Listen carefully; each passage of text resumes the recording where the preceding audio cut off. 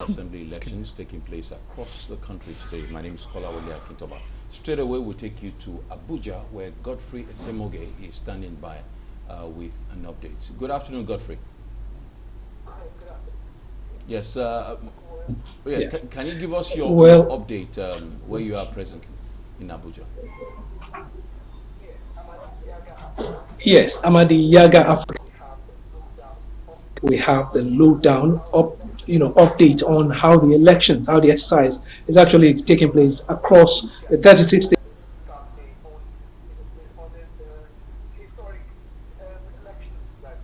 elections that Nigerians have tied so much expectations to. Basically, what has been transpiring since morning. Of course, one key aspect is the fact that polling units, when it opened as early as it should have, most polling units opened around past 9:30 a.m. So, given a sense of perhaps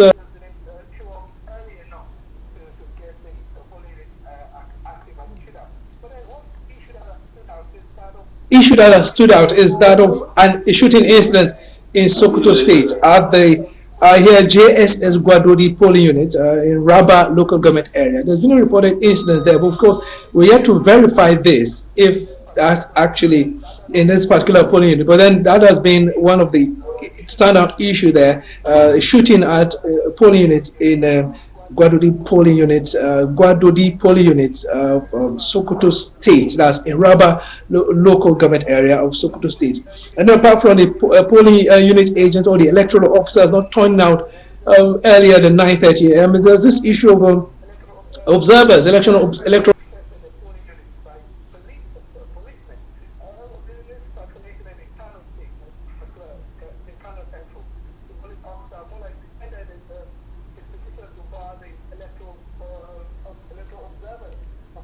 electoral observers from accessing the polling units, saying they shouldn't get too close Right. to where the voters are. Or I guess he got the perhaps I think he got the information about accessing polling units wrong. So he actually justified the reason for barring observers from getting too close to where the polling actual voting is taking place.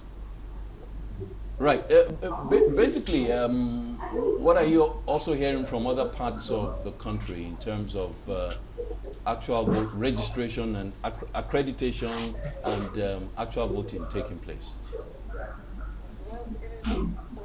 Well, it is to get to that ongoing. Voting is currently ongoing. Well, of course, we have to wait till after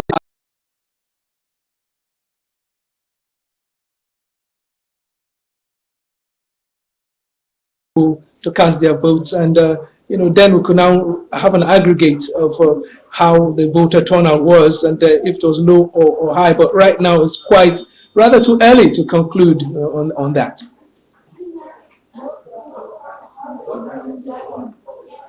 Progresses. Correspondent Godfrey All right, thanks so Esemoge much. giving us that update from Abuja. Dr. Dele Shetolu is still with us. He is a public affairs analyst and a political scientist. Dr. Shetolu, Yes, please. we've had some feedback from parts of the country. What's your take on what we're hearing? Well, it's obvious that for the most part that we have reports, the polling officers did not get to the polling centers early. And this borders still on the logistical problem we discussed earlier in the day. I hope I hope it will not detract for the number of hours, that each polling center, will have to exhaust the voting time. I hope the polling officers will exhaust the voting time, based on the electoral law, at least minimum of 5 hours, isn't it? Well, beyond that, I wish the reporters will be telling Nigerians if there are violence and where they have violence. I wish the reporters will be telling Nigerians what the level of voter turnout is, where they are, or some of the wards they visited. we've not had responses about the voter turnout. Are the voters turnout low? Are the voters turnout poor? Are the voter turnout fair or impressive or very good? We need to know. I'm aware that I'm aware that it is 7 million Nigerians, registered to vote. So, which is far higher than what we had in the 2019 elections. So the expectations, considering the excitement 2023 elections are generated, are that the voter turnout will likely be more impressive, for 2023 elections. I'd observed while I was in transit, I didn't find soldiers, at any point, in our transit points to the studio. I recall that for 2019, there were soldiers in different parts of the country to the extent that voters became scared, and some got scared to the point that they could not leave their houses to vote and the rest of it. I suppose for this election, the soldiers receded, and the police are more on the streets, Well, it's still early. It's still early to make concrete conjectures about the elections. It's still early to make concrete conjectures. We should wait till the later part of the day to get more concrete feedbacks. I need to mention this. We need to get feedbacks from the field officers, the reporters, about the conduct of security agencies. Right. Yes, it is important we do. What are the conducts like? Are the conducts such that the voters are harassed? Are the conducts such that voters are discouraged to walk into the polling centers? And so on and so forth. I'm aware that security agencies other than the police are involved, customs, immigration, etc., etc. We need to know how the aggregates, how these aggregates, impinges, improves the security, the security provided at the polling venue and at distances, at short distances to the polling venue.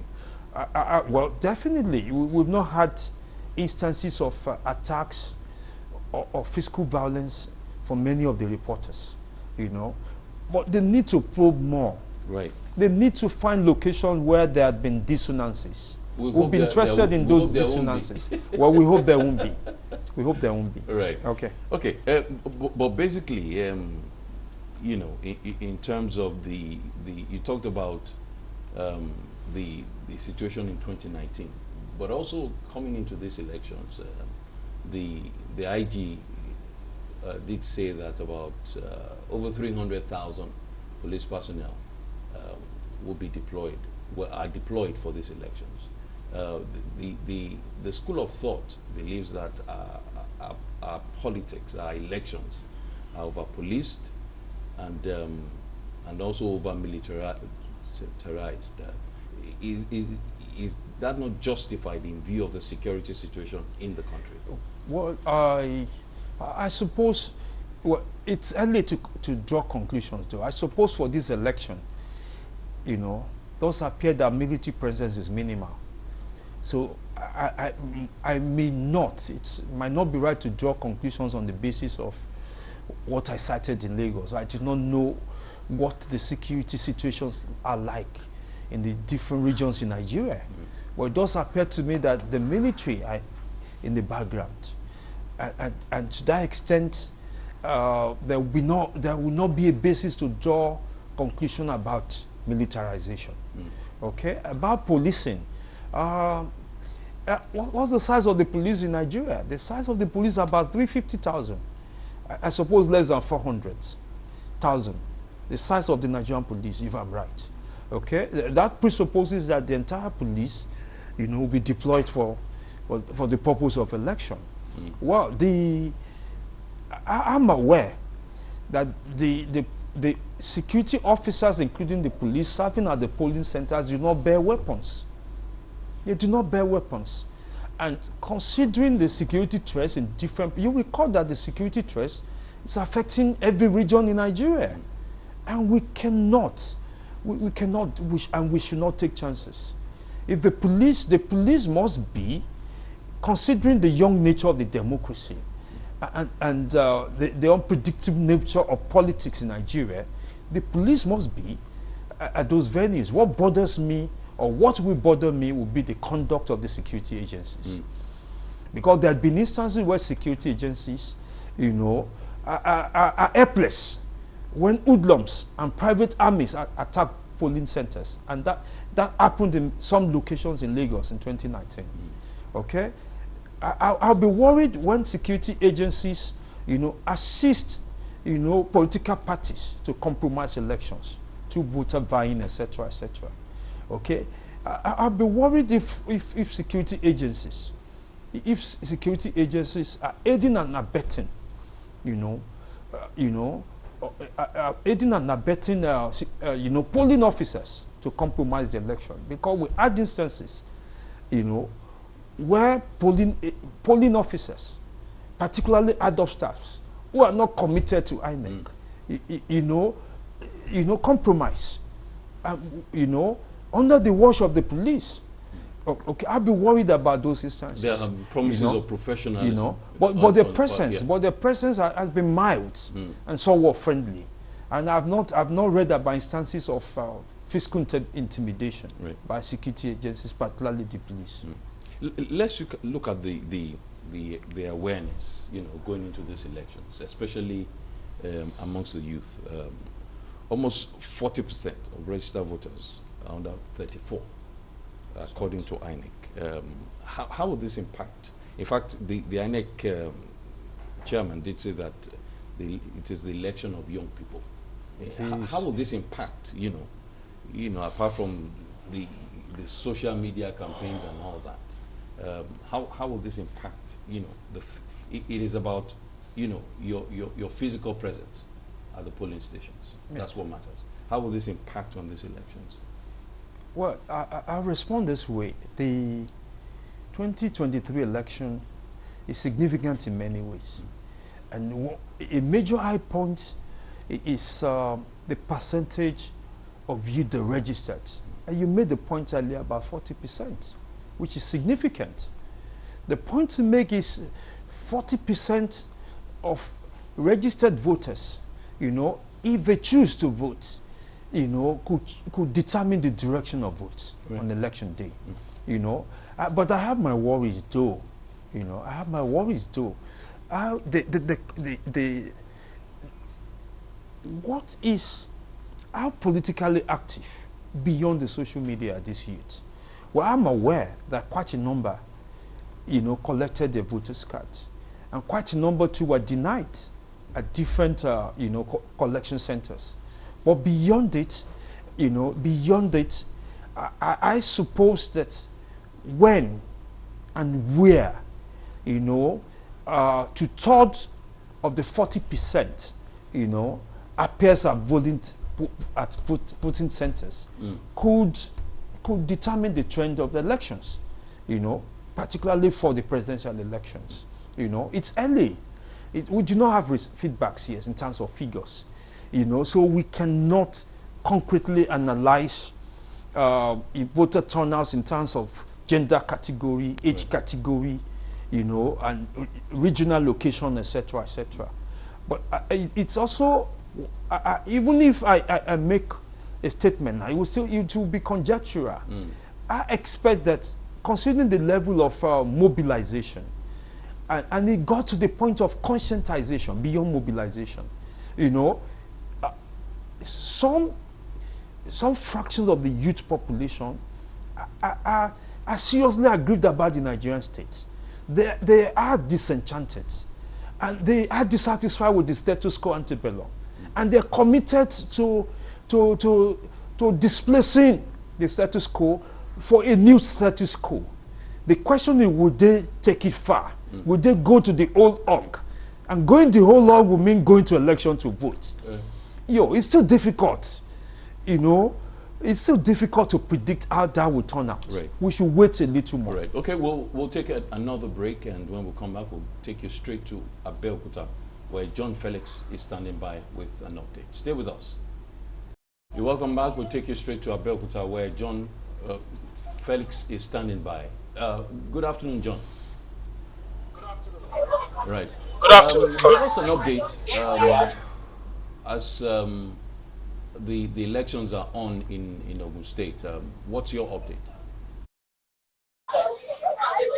What a day it has been from the state capital of Abeokuta down to West Axis, where we have Wode, Ilaro, the Yewa axis.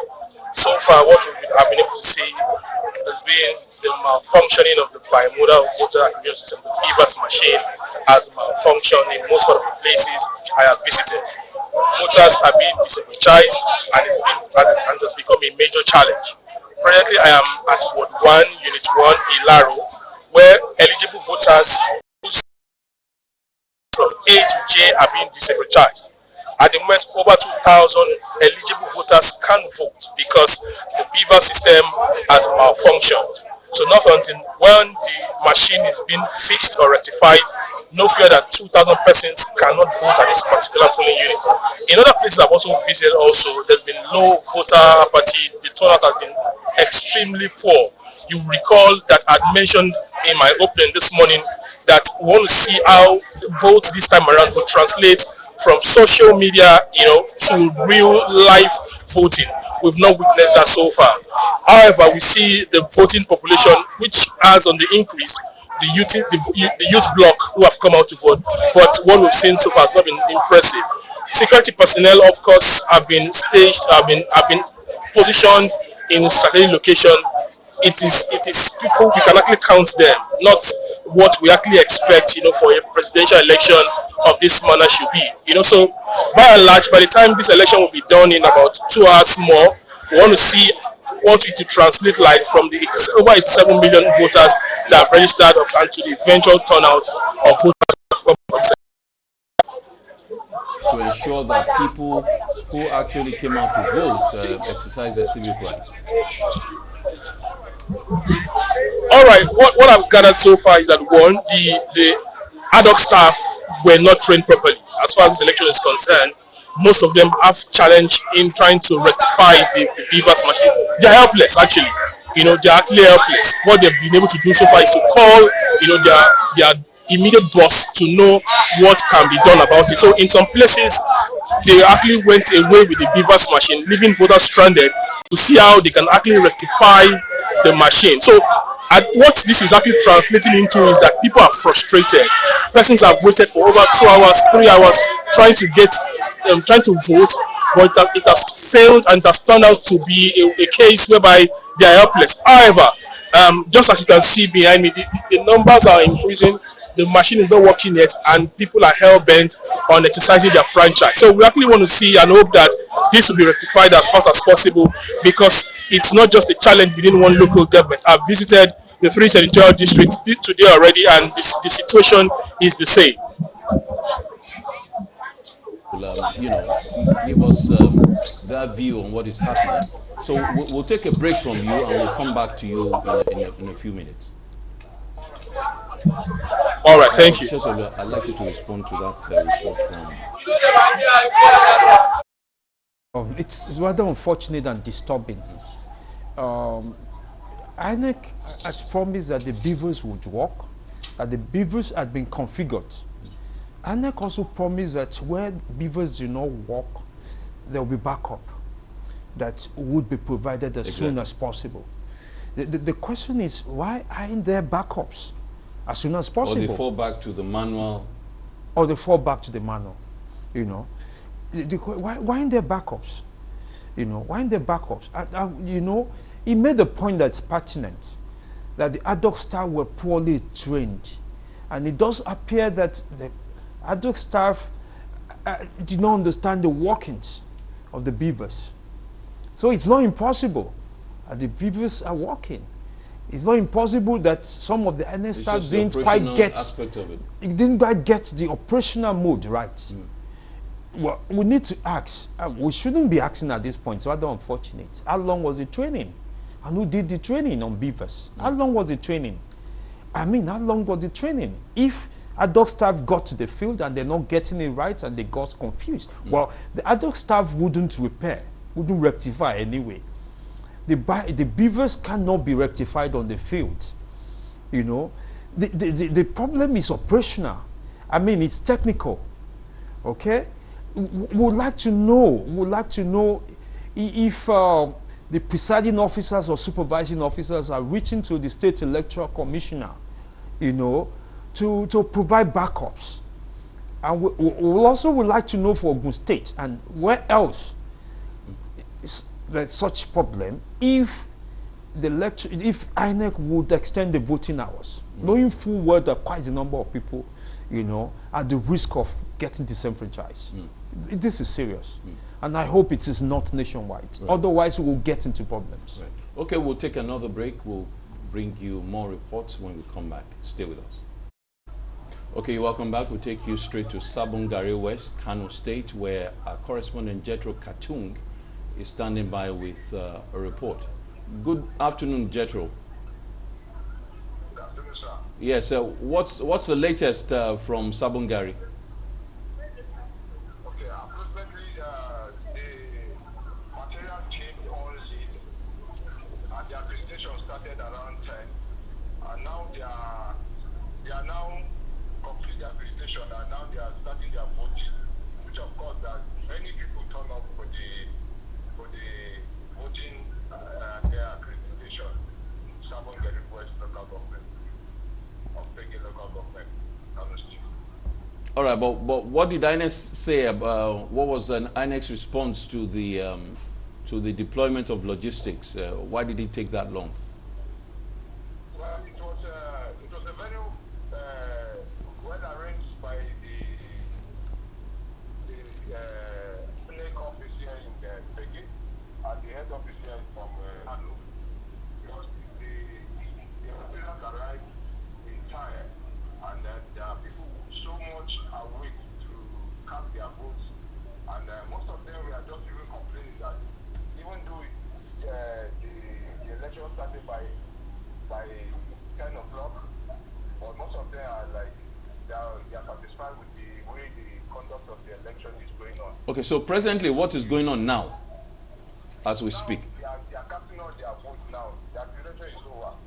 Okay. They are casting out their votes now. All right. Well, in terms of the security situation, give us a feel of what is on ground. Wow. For now, this very unit here in Sabon Gari here, well and sounded with enough security, the civil defense, the policemen, then other vigilantes are around to secure all everything. Everything is well going on the way it's supposed to be. All right. But generally speaking, are you impressed with what you've seen so far? Yeah, so far I think we are leading to a very great, we are going to a new step of new Nigeria. Because everybody wants to, not everybody wants to be depreciated from his own right of voting. There were enough turn up, everybody just show how it's supposed to be. And they are just arranged, and then they are following procedures. Right. All right, Jethro, we'll come back to you shortly. We seem to be having some issues with your audio. Thank you for the update. All right, sir. Right. All right, sir. Okay, Dr. Shetelu, you had his report. And again, it's about, things starting late. That's right. Accreditation started about 10 a.m. The sensitive materials getting to the different polling units late. But of course, voting has started, which means we might not end at 3. It might be extended for a little bit more. How does this impact on the credibility of this election? Wow, it will no doubt create doubts in some instances. Yes, but there could be fallback for INEC if the problems are addressed as swiftly as possible. I wish the reporter told Nigerians if the beavers were working sufficiently well. And I wish this reporter would go beyond Sabongeri. In fact, I wish he gets into Kano City Center. He should get to Kofa Mata, he should get to Gidam Muritala and the rest of it. Kano has more, 5 million plus voters.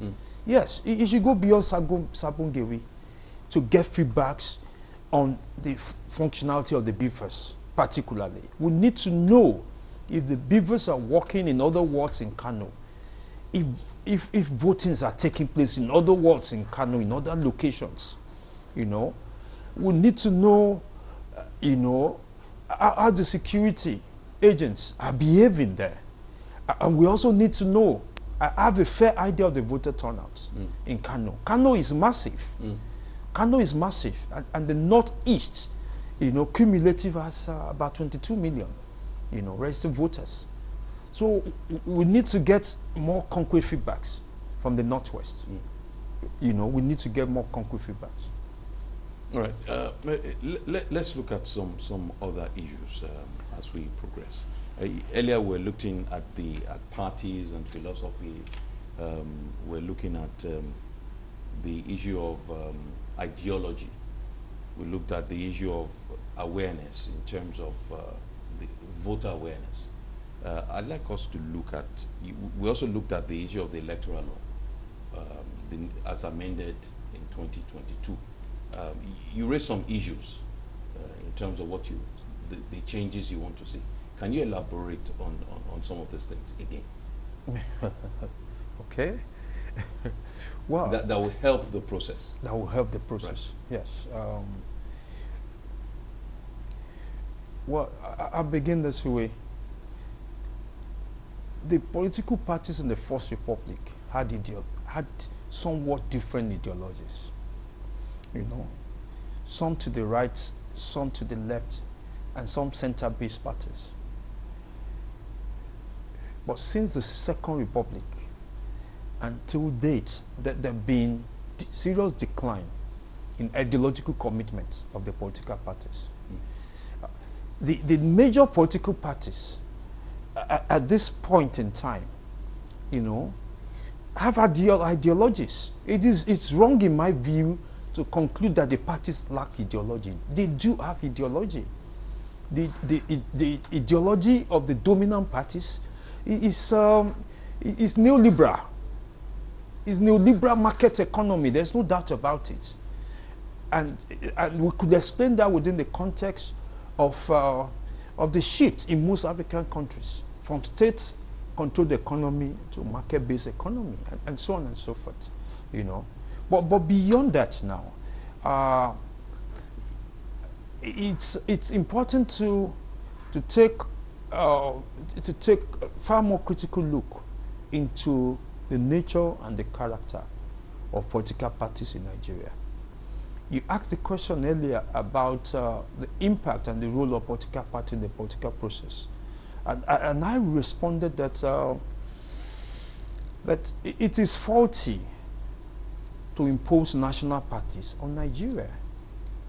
I mean, we should consider, for instance, older democracies. America is a two-party system to the extent that two parties are dominant. There's a Communist Party in America. There's a Liberal Party. There's a Green Party in Britain, and so on and so forth. Okay? The point I'm making is it will be problematic, you know, to outlaw some political parties and restrict party formations in Nigeria. Parties should proliferate, you know, though I concede that INEC lacks the capacity to manage, you know, such proliferations at on election dates. But we cannot restrict party politics and party formations. Political parties should evolve. Our political parties are not evolving. They're not rooted in historical context. They're not rooted in concrete historical circumstances, and which explains why the parties, you know, stands for virtually nothing, you know, except markets, except politics of the belly, except prebendalism, and so on and so forth. I have a worry why should the Electoral Act insist that a political party that will be registered as such should have registration offices in 2/3 of the states in Nigeria? Nigeria is such a huge place. If a party chooses to bother itself about the Northeast, why not? Though I concede that there could be fair about receding into regional politics. Okay? But what if a party chooses to bother itself about gender and environment and climate issues? And it fields candidates for National Assembly elections purposively, you know, for climate and environment and gender issues. Aren't these sufficient issues for legislation and representation? They are. My point is, when we begin to have such nature, such trend in politics, will likely begin to assume issue-based politics. And what will likely happen is some political parties will be contesting elections strictly to elect representatives that would canvass gender issues, that will canvass environment issues, that will canvass climate-based issues, you know, etc., etc. You know, and I made the point earlier about nature of representation. Our nature of representation is fundamentally defective. And it derives from the nature of politics. I said politics is warfare. Although this is not peculiar to me, Claude Aki and others have defined it as such. Politics is warfare. And why is politics warfare? Because the spoils of political office are huge, so that the fractions of the political class, you know, will go to every extent to assume political power, knowing full well that the control of political power, you know, gives the access to economic resources and economic control. What we should be pursuing, which I said, what we're doing is tokenism, and it's not addressing the fundamentals. How do we remove politics and political struggle from the terrain of politics as warfare? A way to do it is to reduce the politically attractive nature of politics. We should make it less politically attractive. We should make it less politically attractive. And I can cite an instance. The National Assembly representation, for instance, could be on part-time. And the allowances will be prorated depending on how often a member of parliament sits. Yes. And it will not be what's the word for it? A patronage system kind of, even if a member does not appear, he gets paid. And he gets all the allowances, which are the attractions. There are members of National Assembly who do not get to the House for 1/10 of the seat of the parliamentary life. And they get all the allowances, they get all the benefits. So the question is, what sort of legislation do we expect of such parliaments, where half of the parliament will be in Dubai and the rest of the Middle East and Europe? When parliaments are sitting, most of the seats are empty. Most of the seats will be empty. You know, we should make politics less attractive. And secondly, we should moderate the struggle for power. The struggle for power is convoluting. Why are most Nigerians, why were they scared? Why were they on the edge before the elections? See, elsewhere, elections, elections rarely generate such level of political tension, you know, that we go to in Nigeria. I made the point earlier, and I need to repeat it. We need to consider political power sharing. Our representation system is based on simple majority system, where the candidate that wins, even if it's a simple majority, you know, appropriates power and appropriates the spoils of office. We should consider a political representation system where political power is shared among the political parties based on certain thresholds. You know, and I made the point earlier, and I'd like to repeat it, that that the proportional representation system is worth considering for Nigeria, particularly for the parliament. And this could apply for the states House of Assembly and the National Assembly. Except what will be different. For the National Assembly as constituted, it's a single member constituency. But in the proportional representation system, it's a multi-member constituency. It could be 2 or more. Well, critics might argue that it will add to the cost of government. Okay? But we should also consider, we could consider a PEG, multi-member to the extent of 2, Right. based on certain thresholds. The proportional representation system is practiced in some countries in Africa, you know, and I'll urge, you know, the civil society and organizations to do more extensive research works on the nature of proportional representation system as a political alternative, you know, the way it is practiced in Kenya and Uganda, for instance. Yes, in Kenya and Uganda, for instance, you know, why would a contestant for Senate in Nigeria, the House of Reps, recruit private armies and arm those private armies with weapons? It is not altruistic, Right. About representation. He is far more interested in the spoils that is far ahead of him. And he will go to any extent to deal with, you know, every perceived opposition in sight. So we should consider it. Well, Yes. your submission throws up the issue of accountability in public office. Yes. Do you think we have enough of that? What needs to be done to ensure that our public officers, because if you're accountable, Yeah. then you'll be more responsible. Yes. How do we begin to have this in public office? Well, if you ask me, accountability question is a secondary issue. You know, we're discussing now mode of representation, nature of politics, zero-sum nature of politics, you know, the warfare nature of politics. Those are more critical issues, in my view. You know, those are more critical issues. How the parliament that is populated by politicians who are preoccupied with what we call politics of the belly and politics of the patronage will not likely be accountable to the Nigerian people. If National Assembly, a parliament populated by candidates who had been produced by political godfathers will not likely be accountable. You know, we need to address the fundamentals. You know, the lack of accountability is a fallout of a major deficit. That's the point I'm making. It's a fallout of a major deficit.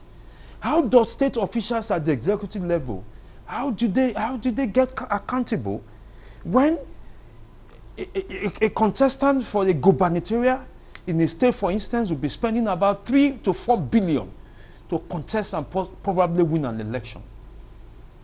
You know, how do we expect accountability in such? You know, maybe in a derogatory and cynical sense, he will likely be accountable to his godfathers and sponsors of the election, because such funding would likely be partly provided by godfathers and political sponsors. There are major problems about Nigeria's politics. You know, our politics and the nature of politics as constructed is fundamentally defective. We need to address those major defects in politics. Otherwise, we will perpetually talk about shortcomings and drawbacks, and will remain perpetually underdeveloped at the risk of appearing cynical. You know, I mean, in political theory, we discuss responsible government, responsive government, accountable government, and all that and all that. And those are ideas in liberal democracy. Okay? But the idea of liberal democracy is predicated on popular sovereignty. The question I will be asking is, you know, how popular is the sovereign in Nigeria? How popular is the sovereign?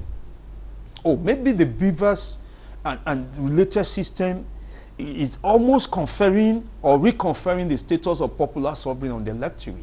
Either to, you know, the popular sovereign had been humiliated in Nigeria. A popular sovereign referring to the electorate had been humiliated, had been pilloried and dehumanized to the extent that, you know, you mentioned it earlier, you know, voting process had become commodified. And the Nigerian people are deliberately impoverished, you know, to the extent that they lose the capability and the intellectual capacity to make critical choices. What political process, what political systems are we talking about when most of the people in northern Nigeria are uneducated and illiterate? Where there are 22 million voters in the Northwest, with due respect to the North, how many, what percentage of the 22 million can make critical choices? What percentage of the 22 million in the Northwest can differentiate between what party, what ideology, what idea, what philosophy? Okay? Most of the time, most of the people that are registered are uneducated and deliberately kept uneducated, such that they are railroaded, that's the word, into voting centers on election days and are instructed to vote for specific party and logos, etc., etc. Should we call that democracy? That's a defective democracy. In fact, if you ask me, our political process, this democracy in Nigeria is defective in many senses. We can go on and on. Right. I know you have a lot to say, but we'll take a break and we'll come back much later to look at some of this other, some of these very fundamental issues.